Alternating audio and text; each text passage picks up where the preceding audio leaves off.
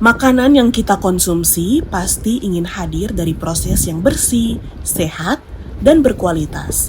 Dengan harapan makanan yang dikonsumsi menjadi sumber energi yang baik untuk tubuh kita.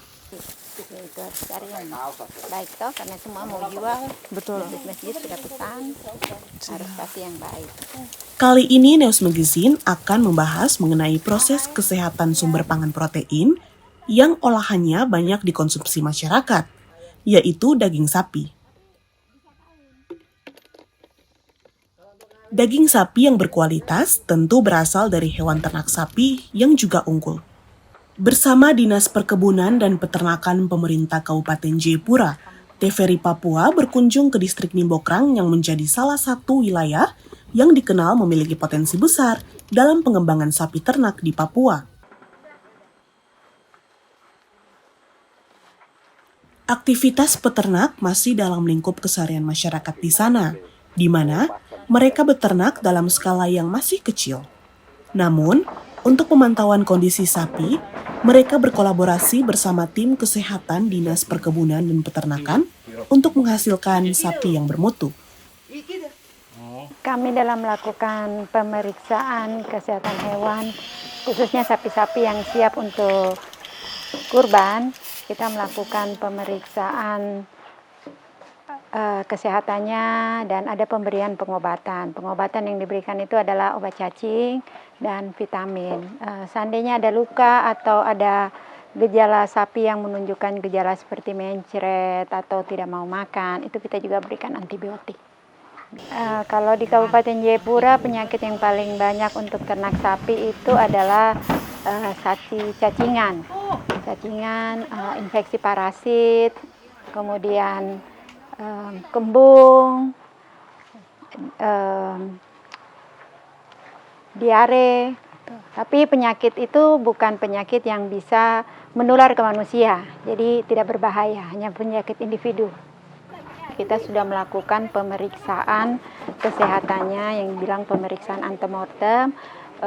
Kita sudah memberikan obat cacing dan vitamin. Obat cacing itu batas waktunya 14 hari. Jadi nanti kalau sudah 2 minggu sebelum pemotongan, kita sudah tidak ada pemberian obat cacing lagi.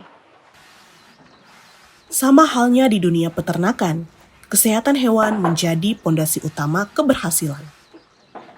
Sapi yang sehat akan menghasilkan pertumbuhan yang baik, produktivitas tinggi, dan kualitas daging yang layak dikonsumsi masyarakat.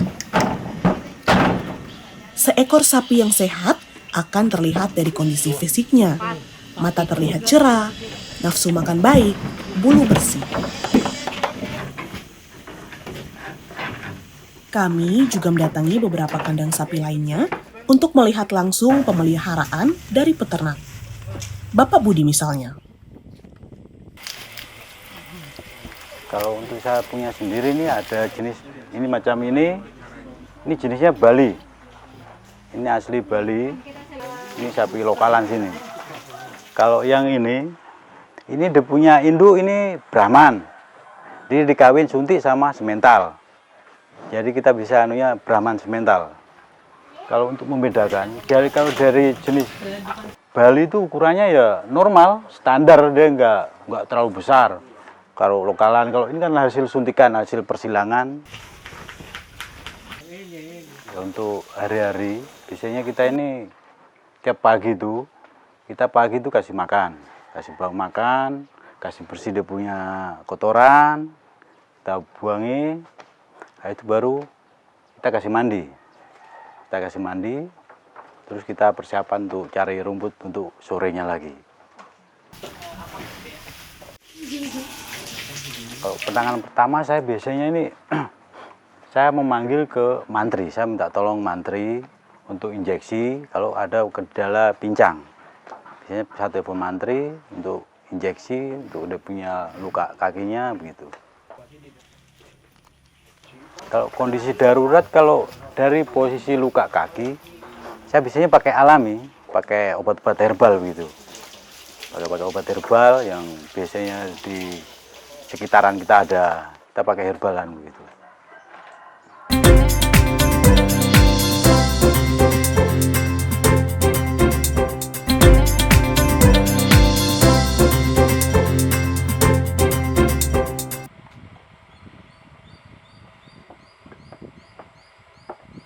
Apa kamu tahu? Faktanya, sapi merupakan ruminansia yang memiliki sistem pencernaan unik dibandingkan hewan lainnya. Sapi punya 4 lambung untuk mencerna makanan yang ia makan. 4 bagian lambung sapi yang pertama ada rumen, bagian terbesar dari lambung sapi yang berfungsi sebagai tempat fermentasi makanan oleh bakteri baik. Kedua, retikulum, yang bantu sapi menyaring makanan dan mengembalikannya ke mulut untuk dikunyah kembali. Ketiga, omasum, yang berfungsi menyerap air dan nutrisi makanan yang sudah dicerna sebelumnya. Dan yang keempat, abomasum, adalah lambung sejati sapi yang berfungsi tempat keluarnya enzim dan asam lambung sebelum masuk ke usus. Kalau sapi kurban yang masyarakat membeli, kami menghimbau bela sapi di petani yang sudah diperiksa kesehatan hewannya. Kalau seandainya belum diperiksa dan mau melakukan pembelian, lihatlah sapi dengan ciri-ciri bulu yang sehat, kemudian mata yang jernih, dan khusus untuk sapi kurban harus di atas usia 2 tahun. Itu ditandai dengan adanya gigi tetap yang sudah tumbuh, sepasang gigi tetap yang sudah tumbuh. Kemudian matanya tidak boleh cacat, kakinya tidak cacat, kemudian testisnya harus 2. Kami edukasi seperti tadi kita sudah lihat, ada yang agak kurus, berarti itu kita tidak boleh jual dulu ya, itu tunggu dulu, digemukkan dulu, memenuhi syarat. Walaupun umurnya sudah 2 tahun, tapi tidak memenuhi syarat untuk hewan kurban. Seperti matanya sudah katarak, sudah buta, itu tidak boleh. Kalau untuk konsumsi biasa dipotong tidak apa-apa, tapi kalau untuk hewan kurban tidak diizinkan untuk dikorbankan. Dan itu kita mengedukasi untuk memberi makan yang sesuai dengan standar supaya badannya sehat dan gemuk. Gitu. Kalau sapinya besar gemuk kan masyarakat senang lihatnya.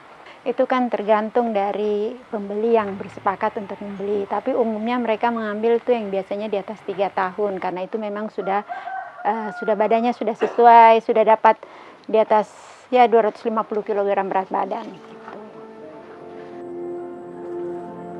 Edukasi kepada peternak juga terus dilakukan. Mulai dari pentingnya kebersihan kandang, pemberian vitamin, vaksinasi, hingga pengelolaan pakan yang baik.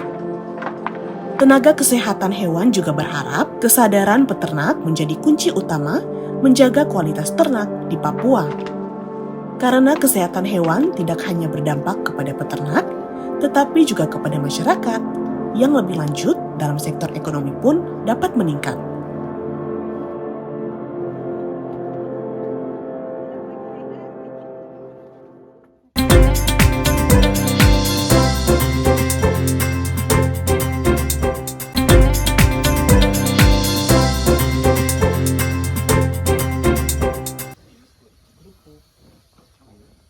Peternakan sapi di distrik Nimbokrang tidak hanya menjadi sumber penghasilan bagi masyarakat, tetapi juga mulai tumbuh sebagai salah satu potensi ekonomi daerah yang terus dikembangkan. Di tengah tantangan kesehatan hewan ternak, ketersediaan pakan, hingga kebutuhan pendampingan bagi peternak, peran pemerintah distrik menjadi penting dalam mendukung keberlangsungan sektor peternakan di wilayah ini. Melalui kolaborasi bersama peternak dan tenaga kesehatan hewan, upaya terus dilakukan agar peternakan sapi di Papua dapat berkembang lebih baik dan berkelanjutan. Lalu, seperti apa perhatian dan harapan pemerintah terhadap perkembangan peternakan sapi di Nimbokrang? Kegiatan masyarakat di sini memang mayoritas peternak, juga ada yang berkebun, ada yang bertani. Ini dari tahun ke tahun karena ini menjadi kegiatan rutin setiap tahun yang dilaksanakan. Tentu tahun kemarin dengan tahun ini terus melakukan evaluasi secara khusus pemberian pemahaman kepada peternak terkait dengan kesehatan hewan. Kalau distrik Nimbokrang ini untuk mengirim sapi kurban itu sudah menjangkau ke wilayah kota, kabupaten, itu biasanya juga sudah banyak mengambil hewan ternak dari distrik Nimbokrang.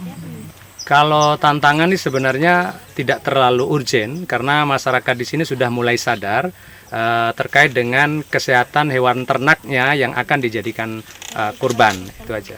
Saya sebagai kepala wilayah sangat menyambut positif kepada pemerintah secara khusus Pemda Kabupaten Jayapura dalam intervensi memberikan perhatian secara serius kepada peternak, terkait dengan kesehatan hewan. Nah, yang menjadi atensi kami itu adalah meningkatnya perekonomian secara khusus dari hasil peternakan itu, karena kualitas sapinya juga baik, sehat. Nah, ini yang menjadi satu perhatian kami di wilayah ini. Kondisi hewan ternak yang baik adalah harapan dari setiap peternak. Dari waktu yang sudah dikorbankan, tenaga yang diberikan, modal yang banyak, tidak akan lepas dari sebuah tantangan. Tentunya kalau masalah tantangan ada. Masalah kita biasanya dari pakan. Pakan ini kalau kita punya areal itu kadang tidak cukup. Tidak cukup, kita sampai ngarit-ngarit keluar. Kalau dihitung-hitung, kayaknya nggak masuk. Kalau dihitung kita harian sama hasil ngarit itu nggak masuk, Ibu. Jadi kita sapi ini ya anggap saja sebagai tabungan. Sebagai tabungan, kalau kita mengharap dari hasil dari kita fokus ke sapi, kita pelihara nggak masuk karyanya. Bahkan sapi ini satu harinya untuk menyapai 10.000 ya susah. Biasanya kalau kita dari indukan punya anak. Dari indukan punya anak inilah biasanya kendalanya dari anjing. Kalau induknya ini biasanya habis beranak, itulah anjing itu biasanya kejar-kejar. Kejar dimakan anaknya, dibawa lari. Akhirnya tidak tertolong di situnya. Banyak sih kalau kejadian masalah anak sapi itu dimakan anjing itu banyak. Masalah kenaikan harga sapi itu biasanya di hari-hari besar.